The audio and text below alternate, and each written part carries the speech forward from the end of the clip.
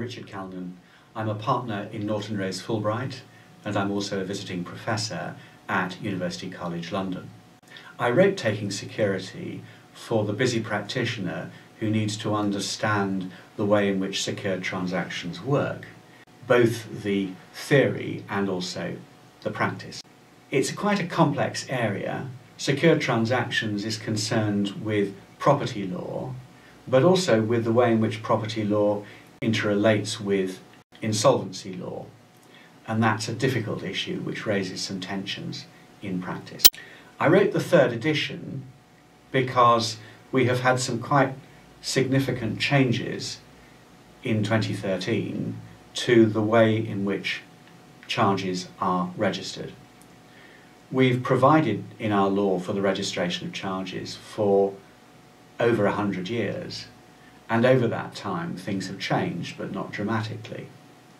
In 2013 we've had a major change to the way in which security is registered, and that concerns not just the types of security interest which are registrable, but also the way in which in practice we go about registering charges. So that's important to any of us who do this sort of job in practice.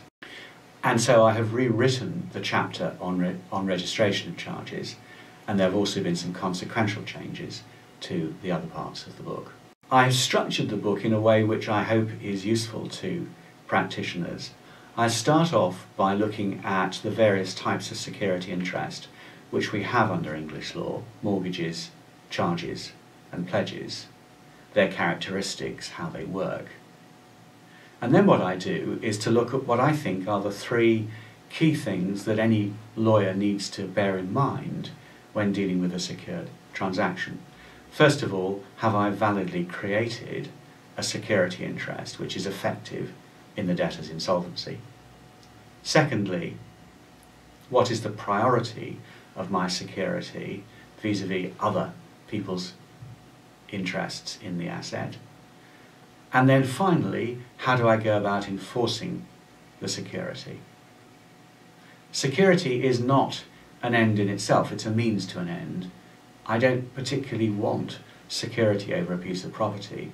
What I actually want is cash to repay my loan. And so how do I go about turning my security interest into cash?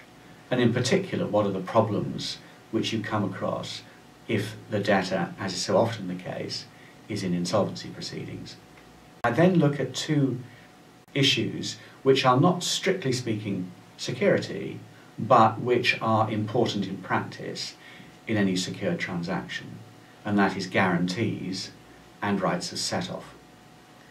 And then finally, I look at the cross-border aspects of secured transactions. These have become increasingly important in practice, and I think they will continue to be important. So what are the conflict of law issues which arise in relation to secured transactions? Thank you very much for listening.